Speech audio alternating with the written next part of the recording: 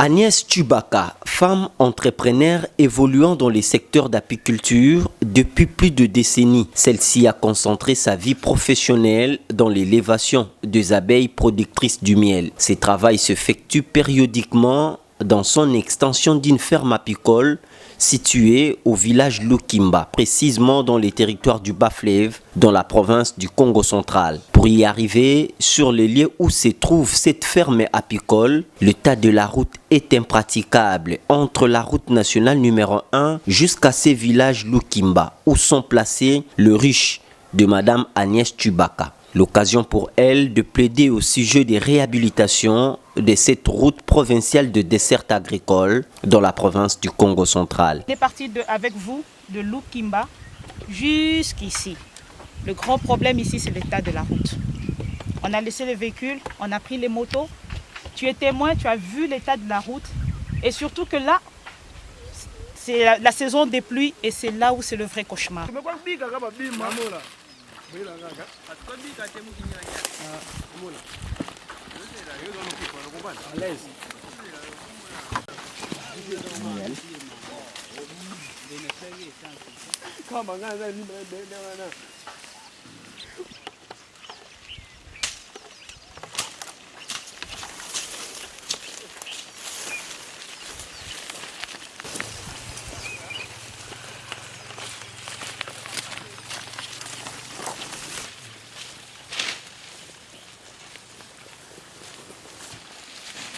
Madame,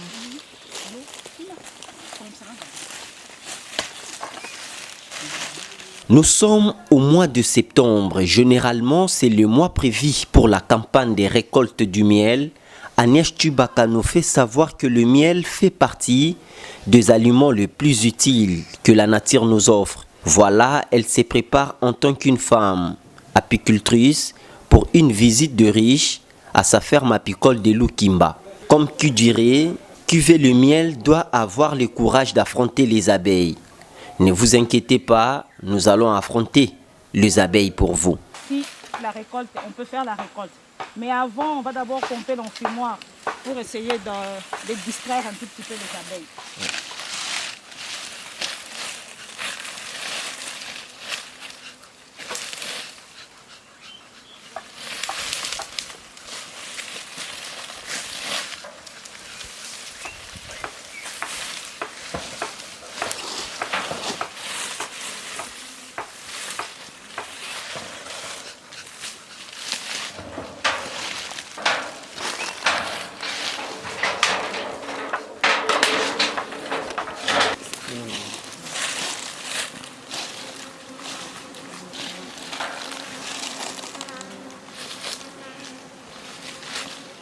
adosi ilike osala ngani?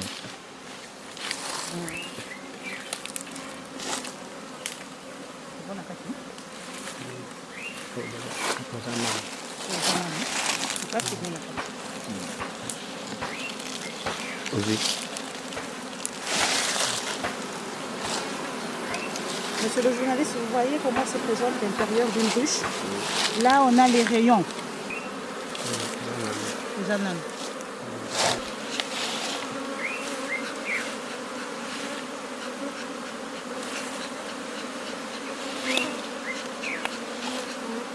Le premier constat, c'est que ce n'est pas encore au point. Ils sont encore en train de construire les rayons parce que vous voyez,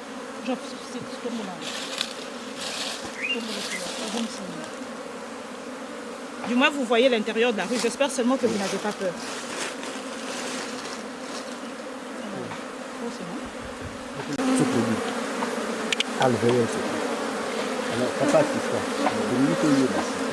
Nzoï asalaka mafuta ça n'est pas fleur ndenge ezobota soki ntango ke ba fleur eza ebele ebimi ebele na banzete nzoï mpe azo koprofite kofabrike bamiel na ye c'est pas floraison mais na monde entier en président kaka mois septembre récolte ebandi et biso en Afrique tolaka mois priorité moke ya ko récolter bien 4 fois bien 3 fois par année.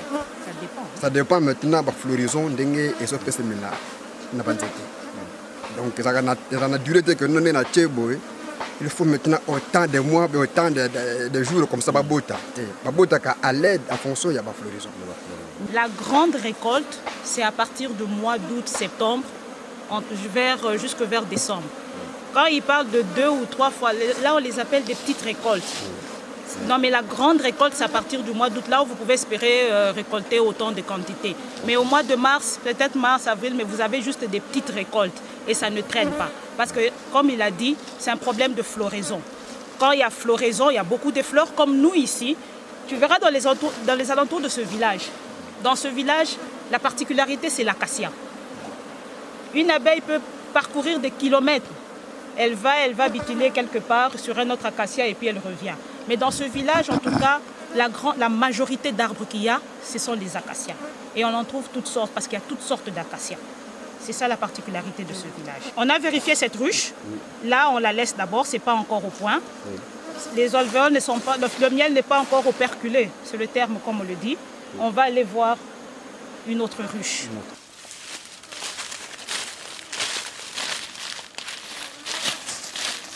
Maintenant, on va voir une autre ruche. Pour voir ce que ça... Ici, visite à l'intérieur d'une ruche. Agnès Tubaka renseigne que les abeilles montent déjà dans la hausse. La reine préfère rester dans les corps de la ruche. Plus besoin d'une grille. La récolte, ça marche. L'enfumoir permet quand même, si je peux le dire en termes terre à terre, d'endormir, d'amadouer un peu les abeilles. Sinon, ça, l'enfumoir, ça sera catastrophique. Elles vont nous pourchasser parce qu'il y a des abeilles qui sont vraiment très furieuses. Et quand vous venez sans pomper l'enfumoir, je crois que nous tous, on va fuir ici, malgré nos tenues.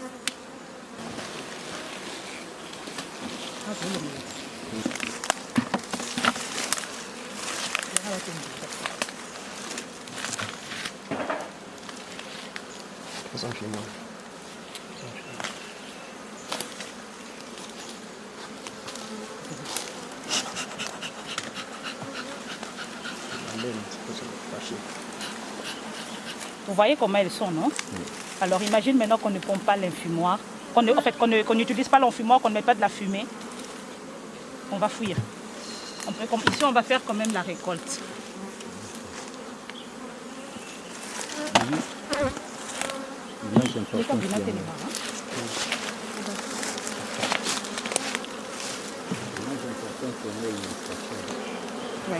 Ça, c'est les rayons. En termes vagues, les gens appellent souvent gâteau. Soit qui battent gâteau de miel, c'est que c'est ça. Mais le terme, c'est rayon de miel. Et vous voyez le miel qui est à l'intérieur. Ici, le miel, il est à point. L'autre doit pomper, doit mettre de la fumée. Donc, quand tu le fais seul, c'est compliqué. Ça sera difficile. On a toujours besoin d'être à 2 ou à 3 pour le faire.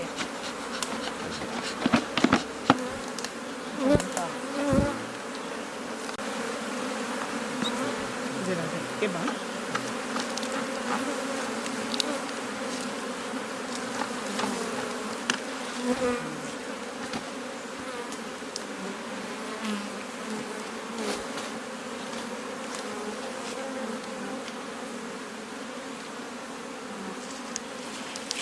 Vous voyez qu'on ne coupe pas, on n'enlève pas tous les rayons. Je vous montre. Vous voyez qu'il y a une partie qui est restée. Parce que si on enlève tous les rayons, la partie qui est restée ici permet aux abeilles de continuer à construire les rayons. Parce que si on enlève tous les rayons, les abeilles vont se sentir menacées et ils vont fuir. Et généralement, quand on fait la récolte du miel, on n'enlève pas tout. Parce que quand ils produisent le miel, d'abord, ce n'est pas pour nous, hein, c'est pour eux qui produisent le miel. Alors, si vous récoltez tous les miels, et les abeilles se rendront compte que vous avez enlevé tous les miels, ils vont se sentir menacés. Et un bon matin, quand vous viendrez, vous trouverez la ruche vide. C'est comme ça qu'on laisse toujours une partie de miel pour qu'ils puissent s'en servir, parce que c'est d'abord pour eux, ce n'est pas pour nous.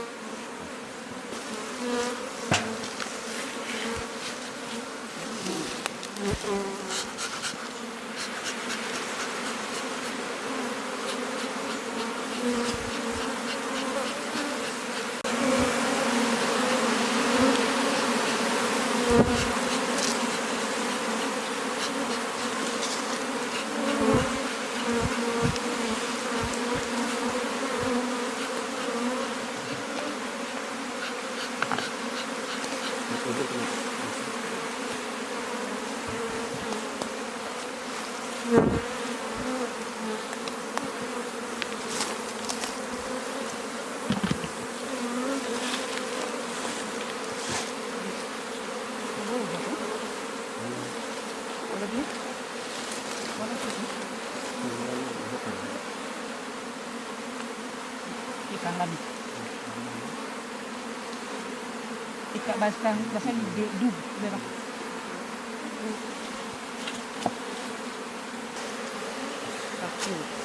Exactement où ils allaient rayon, ça rayon fermé dans rayon ouvert. Rayon fermé pourquoi? Parce que bah déjà au kanga ba machine bango. Bon où ils rayon ouvert parce que bah tout ça machine bango ça peme dans la carte ça ouvert. Ce que ba kangi boy et que bana ba bimi ba tout oyo ba alvéole etikali yango na ba ko cha mafuta. On a kanga na kata yango comme ça na ko kanga ngo kutu contre latte ba continuer ko tonga.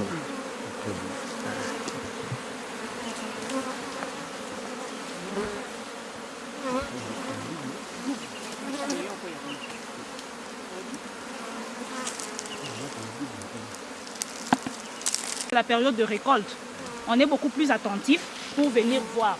Parce que dès que vous traînez un tout petit peu, vous viendrez trouver que les abeilles ont absorbé le miel et vous allez manquer de miel.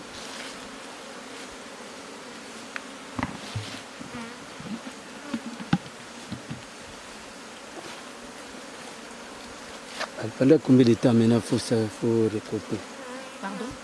La récolte prend combien de temps? C'est ça que j'ai dit au début, quand l'assistant a dit qu'il y avait... je t'avais dit au début que il y a la petite récolte et la grande récolte. Alors comme la grande récolte, elle a commencé, pour certains c'était fin août, pour d'autres c'est septembre. Nous, la toute première récolte, on l'a fait vers mi-août. Et ça part jusqu'en décembre. Donc la production de miel... elle est presque, on peut le dire, presque annuelle. Donc la grande récolte, ça commence à partir de août et jusqu'à fin décembre. Mais à partir de janvier, c'est juste le bout de miel qui reste, mais on n'a pas de miel. Et maintenant, c'est là où interviennent les petites récoltes, parce que s'ils avaient commencé en fin décembre, début janvier, ils avaient commencé à construire les rayons, ils avaient laissé un peu de miel. C'est ce peu de miel-là qu'on peut venir récupérer au mois de mars, lors de la petite récolte. Mais par moment, si on peut arriver au mois de mars, il n'y en a pas.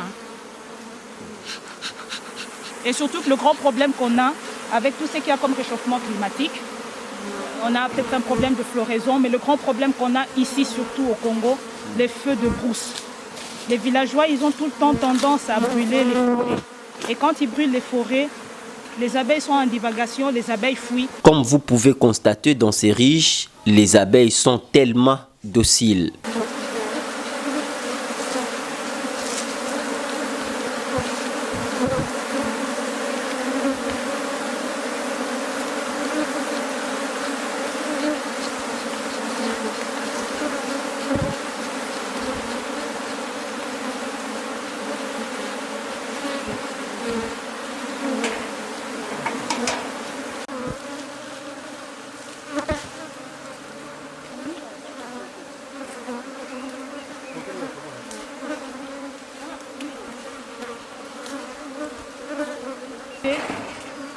Graisse, hein?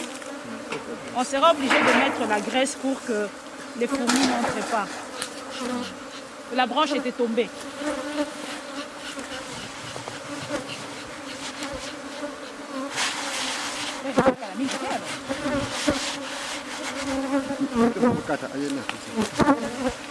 Ouvert. Donc le miel n'est pas encore operculé. On va attendre que le miel soit operculé, que les rayons là se ferment, comme ça on viendra récolter prochainement. Donc, ma douceur est encore ouvert.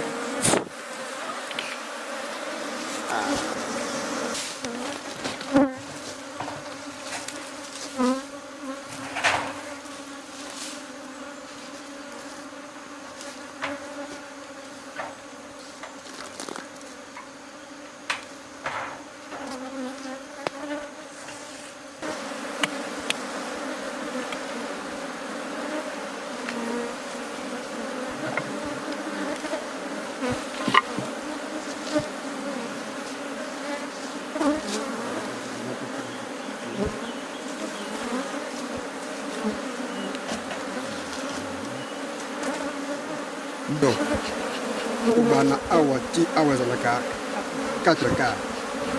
Ndenge bango batongi boye, ko diviser ngo awa 1 quart, 2 quarts, 3 quarts, 4 quarts. nde batonga na un quart. Donc soki okati awa oza obligé ya kozwa susu quart oyo etikali okanga ngo na late po bakontinue kotonga. Maintenant awa so tozwi do tozali perte wana bakontinue ndokola bazokontinue deja kotonga somoni eza na bafuta na kati bafuta ezobille na kati sa bazokontinue nano kotonga mo tobouge bango eza te.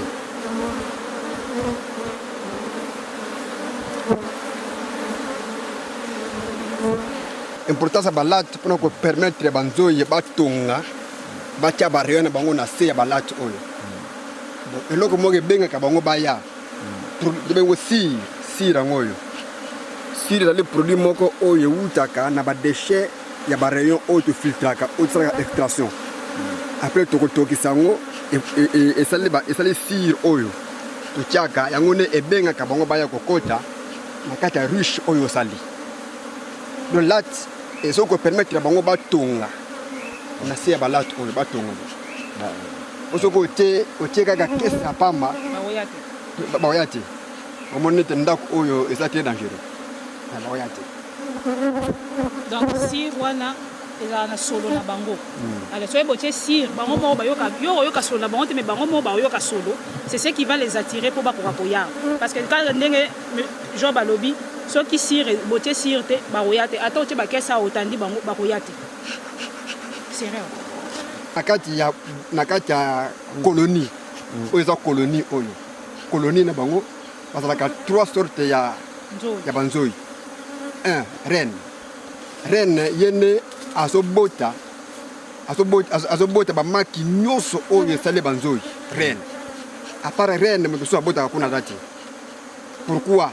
Parce que solo ya reine pheromone ya reine ezoko komisa bango stérile solo wana moi babota eza sute de deux ba oza ba ouvrière ba oyo bango ne bato bazotonga ba maçon bazali ba ménageur bazali ba travailleuse bazali ba nettoyeuse bazali na kati ya ouvrière ozo mona oyo.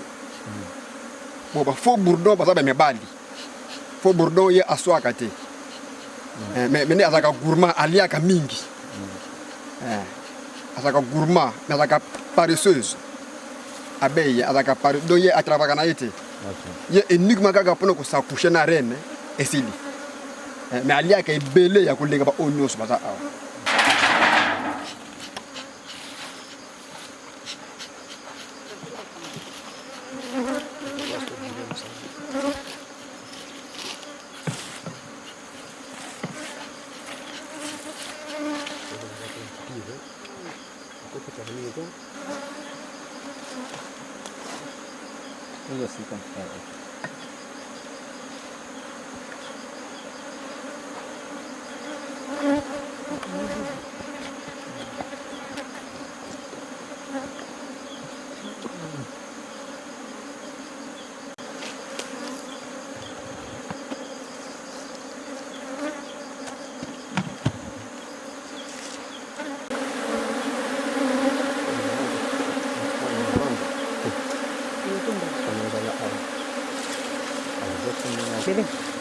Nangambo.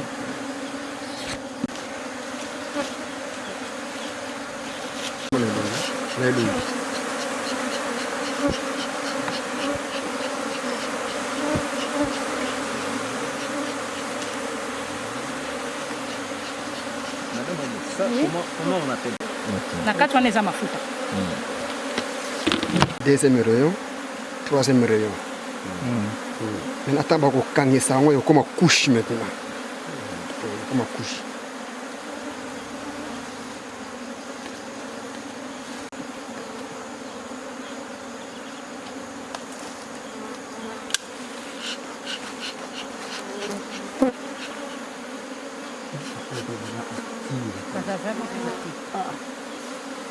Pour ce qu'il y a dans la suite. Donc ça, on peut revenir ici peut-être vers début novembre hein, pour venir enlever.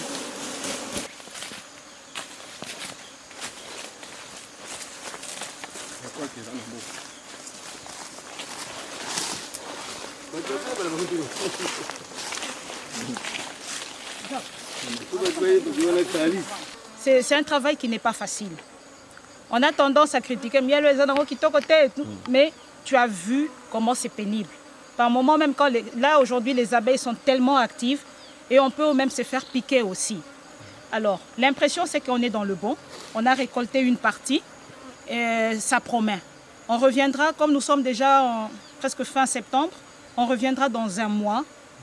Il y a certaines ruches pour lesquelles on n'a pas visité, mais les autres pour lesquelles on a visité, on sent que ça promet, on reviendra faire la récolte dans un mois. Donc je t'ai dit que la grande récolte part de mi-août pour certains, d'autres c'est septembre, jusqu'en décembre. Donc jusqu'au mois de décembre, c'est le travail qu'on fera tout le temps. On reviendra pour récolter. Et puis il faut savoir qu'on ne récolte pas dans toutes les ruches au même moment. Ça dépend, on ne peut pas récolter au même moment parce que ça dépend de la manière à laquelle, d'abord la période pour laquelle les abeilles sont entrées et la manière à laquelle les abeilles ont construit leurs rayons. Donc ce qui fait qu'on peut venir, on récolte peut-être pour 2 ou 3 ruches, on repart. Prochainement, quand on reviendra, on récolte encore peut-être pour 2 ou 3 ruches, mais du moins, toutes les ruches dans lesquelles il y a les rayons, on fera la récolte du miel. Après l'étape de la récolte du miel dans des ruches des abeilles, qui a pris Agnès Tubaka et son assistant presque toute une journée, il est temps pour ces derniers de passer à l'étape d'extraction et filtrage du miel. Ici, le respect de règles d'hygiène s'impose comme priorité des priorités.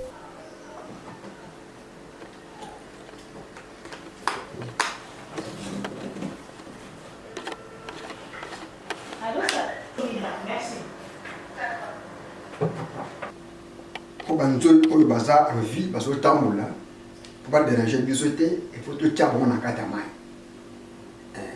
Parce que tamboula, pour déranger bisoté, vous allez mal à l'aise. Et moi, tout de suite, quand tu es mal en kati, bon, on l'on l'a pas oué, parce que tamboula, après tu tiens bon en katamai. Et bah, oué bazar, et qu'on couvre ton bois, qu'à moitié. Parce que bazar peut coller dans la mien en kati, tu tiens bon pembe. Après 2 jours, tu l'as libre. Mais on continue à Aujourd'hui, on va parler de l'extraction. On avait commencé avec vous, on a fait la récolte, on était dans les ruchers et aujourd'hui, maintenant, on va faire l'extraction. Généralement, je ne fais pas l'extraction de l'autre côté parce que les conditions ne sont pas réunies. C'est vrai qu'on n'a pas de laboratoire. En principe, ce sont des choses qu'on doit faire dans des laboratoires. Mais comme on n'a pas un laboratoire, on est obligé soit de faire dans sa cuisine, soit de faire dans une pièce, mais on sacrifie une de nos pièces pour la faire. Et avant de faire, il faut se rassurer que la place est bien infectée et bien désinfectée. Il faut bien nettoyer la place, on se lave les mains jusqu'au niveau du coude. On doit bien se laver les mains, les ongles doivent être propres. Vous voyez, j'ai attaché un foulard à mes cheveux et que ta tenue, tu dois être propre. Parce que ce que tu présentes aux gens ne peut pas être sale. Donc, aujourd'hui, c'est l'extraction qu'on va devoir faire. Merci. Vous voyez qu'on a même des cache-nez. Pourquoi on met les cache-nez? C'est que pour ne pas qu'on peut parler et pour éviter de poustillonner sur la bouffe, donc on est obligé de mettre des cache-nez. Ce seau nous permet d'enlever les abeilles. Quand on fait la récolte, en tout cas, on ne peut pas faire une récolte sans que une ou quelques abeilles ne restent à l'intérieur. Il y a toujours des abeilles qui restent. C'est comme ça qu'on est en train, on a un seau avec de l'eau et on jette toutes les abeilles qui sont là.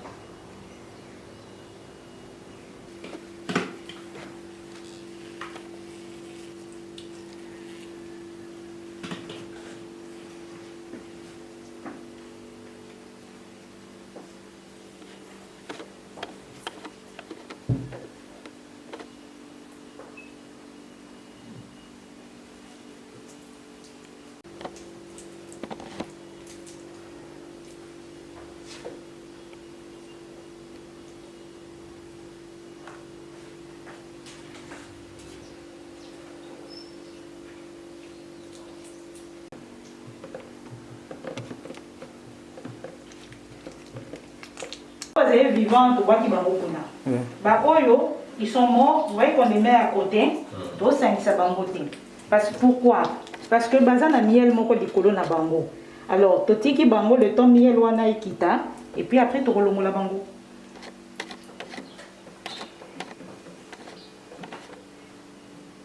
Le fait qu'il y a Kolomba Zamba pour venir jusqu'ici, bon, il y a un moment où miel n'est bandi Kobima. Donc, c'est un miel pur, sans ajout. Sans ajout. Ouais.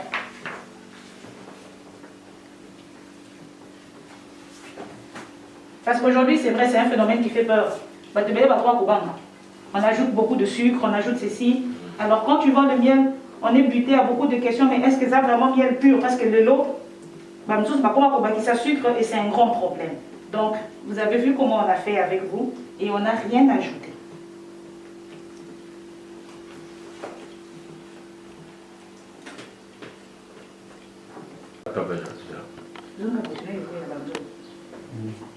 Là, on vient de finir l'extraction. Donc, on avait juste fait la petite quantité pour vous montrer comment ça se passe. Vous avez vu, on a un seau, je récapitule, hein? On a un seau dans lequel on mettait les abeilles qui étaient encore vivantes. Parce que quand on est allé filmer, vous voyez, vous étiez obligé de filmer aussi à l'intérieur du récipient. C'est comme ça que le fait d'ouvrir les abeilles, on avait quand même eu beaucoup d'abeilles à l'intérieur parce qu'il fallait que vous filmiez pour voir. Et là, on a enlevé les abeilles qui étaient vivantes, on les a mis dans le seau d'eau. Vous voyez qu'il y a des rayons. Ces rayons, on les a émiettés. Hier, je vous ai montré, si vous vous rappelez, je vous ai montré qu'à l'intérieur des rayons, j'avais montré à l'intérieur des rayons, je vous ai dit, regardez, il y a du miel à l'intérieur. Alors, c'est ce rayon qu'on a essayé d'émietter. L'opération s'appelle l'extraction pour récupérer le miel.